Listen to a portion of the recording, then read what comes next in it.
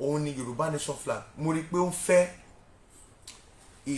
ó ń fẹ́ ó máa wá o, ó máa wá, ṣùgbọ́n àwọn tó ń dá dúró, àwọn tó ń jẹ lórílẹ̀ Nàìjíríà tí wọ́n fẹ́ jẹ́ kí Nàìjíríà lọ tó túká, tí wọ́n máa lọ sí ìmí àìsàn máa gbé lọ, ẹ̀kọ́lẹ̀ àìsàn ó máa gbé lọ. Mo lè máa dárúkọ lára wọn, ṣùgbọ́n tá a bá dà kórìíta ẹ̀ máa sọ fún yín. Now ẹ̀dẹ̀ tí wá gbọ́ lọ́ndà èyí tó máa ṣe lọ́tẹ̀ láti wákàtí lọ, publicity Yorùbá nation máa pọ̀ gan. Ẹ̀kan tí mo sọ́lẹ̀ ó máa pọ̀ gan káàkiri gbogbo àgbáyé, publicity ẹ̀ máa milẹ̀. Àwọn kan máa fẹ́ try láti dá ọgbọ́n pé kan ṣe one or two things láti dá wọn jókòó yìí. Publicity ẹ̀ máa pọ̀ gan fún Yorùbá nation. Ní ìpolongo ẹ̀ ìkéde ẹ̀ máa pọ̀ gan. àwọn ní kú fọ́tayọ̀ àbórí ogun. Ohun tó dẹ̀ ṣẹlẹ̀ káàkiri lórúkọ Jésù, ẹ̀mí mímọ́ abáwa dẹ́kun, á fi solutions. God bless you. I greet you once again wherever you are watching us from, all over the world. The Lord will bless you in the name. Ọlọ́run yóò bùkún yín lórúkọ Jésù. Gẹ́gẹ́ bí ẹ ti mọ̀, wọ́n ní tí ò bá nídìí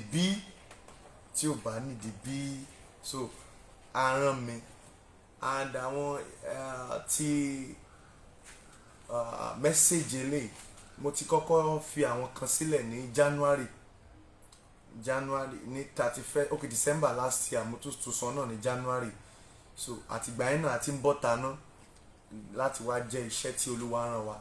So mo dẹ̀ sọ fún wa pé tó bá di August mo máa fi concluding party ti January yẹn lẹ̀ fún this year. Yóò dára fún ẹ, it shall be well with us. Now number one, in tí a rán mi, torí mẹ́sẹ̀gì yìí orí òkè ni mo ti gbà á, tí mo ṣẹ̀dé tán orí òkè ni mo ti gbà á. Mo dẹ̀ dúpẹ́ pé mo bá Ọlọ́run pàdé, orí òkè ni mo ti gbà á. Mo dúpẹ́ pé mo bá Ọlọ́run pàdé. Number one tí mo fẹ́ ká mọ̀ òun ni I see Yorùbá nation flag. Èmi á máa sọ bẹ́ẹ̀ gbàgbọ́ in tí Olúwa rán mi, I will say it. In tá bá fi hàn mí, I will say it. I see Yorùbá nation flag, but many wicked ones in government and wicked Nigerian elders will die because they don't want it. A ti sọ fún mi tẹ́lẹ̀ pé àwọn tó bá fẹ́ dá dúró wọ́n máa kú. Bẹ́ẹ̀ ni, bí wọ́n kú tara wọ́n á kú tẹ̀mí. Ikú kan ṣáà máa pa wọ́n tó máa dì wọ́n mú, tó jẹ́ pé lẹ́yìn wọn ni Yorùbá nation máa jáde. What am I trying to say? Anyone going against Yorùbá nation movement, èmi kan mo rán mi o, I'm not Yorùbá nation prophet. Listen, èmi ò ṣe Yorùbá nation prophet. In tí Olúwa bá rán mi, èmi ò dẹ̀ ṣe politician prophet. No, tí a bá rán mi mi ò lè jáde. I will never come out. Ebi ò pa mí. And then ó ti pẹ́ àti ń bá mi sọ̀rọ̀ orílẹ̀-èdè Nàìjíríà, but ní àkókò yẹn àti rán mi láti bọ́ síta.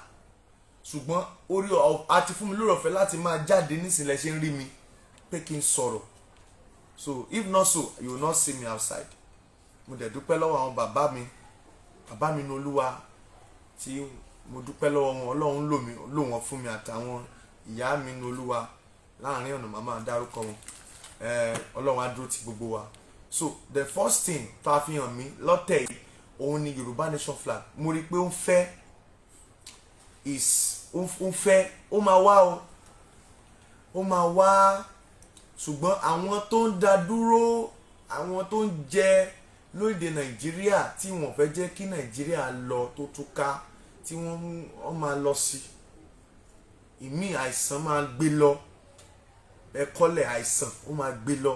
Mo lè máa dárúkọ lára wọn, ṣùgbọ́n tá a bá dà kórìíta ẹ̀ máa sọ fún yín. Now ẹ̀dẹ̀ tí wá gbọ́ lọ́ndà èyí tó máa ṣe lọ́tẹ̀ láti wákàtí lọ, publicity Yorùbá nation máa pọ̀ gan.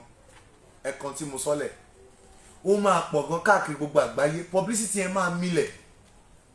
Àwọn kan máa fẹ́ try láti dá ọgbọ́n pé kan ṣe one or two things láti dá wọn dúró, but is high publicity yẹn máa pọ̀ gan fún Yorùbá nation. Ní ìpolongo ẹ̀ ìkéde ẹ̀ máa pọ̀ gan.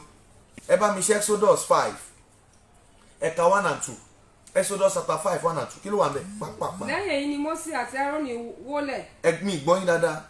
Wọ́n wọlé. Wọ́n sì wí fún Fáráò pé. Wọ́n wí fún Fáráò pé. Báyìí ni Olúwa Ọlọ́run Ísírẹ́lì wí. Báyìí ni Olúwa Ọlọ́run Ísírẹ́lì wí. Jẹ́ kí àwọn ènìyàn mi kí ó lọ. Jẹ́ kí àwọn ènìyàn mi kó lọ. Fún wọn kí ó lè ṣe àjọ fún mi ní ijù. Yes. Fáráò sì wí pé. Fáráò sọ wípé. Ta ni Olúwa? Òun ò mọ Olúwa tó ń sọ̀rọ̀. Èmi yóò fi gba ohùn rẹ̀ gbọ́. I don't know this God. Tẹ́ bá ka English, ó ní who is that God? Láti jẹ́ kí Ísírẹ́lì kí ó lọ. Bẹ́ẹ̀ni. Èmi kò mọ Olúwa náà. Ẹ gbọ́ Ísírẹ́lì wa ní Nàìjíríà ní Yorùbá land.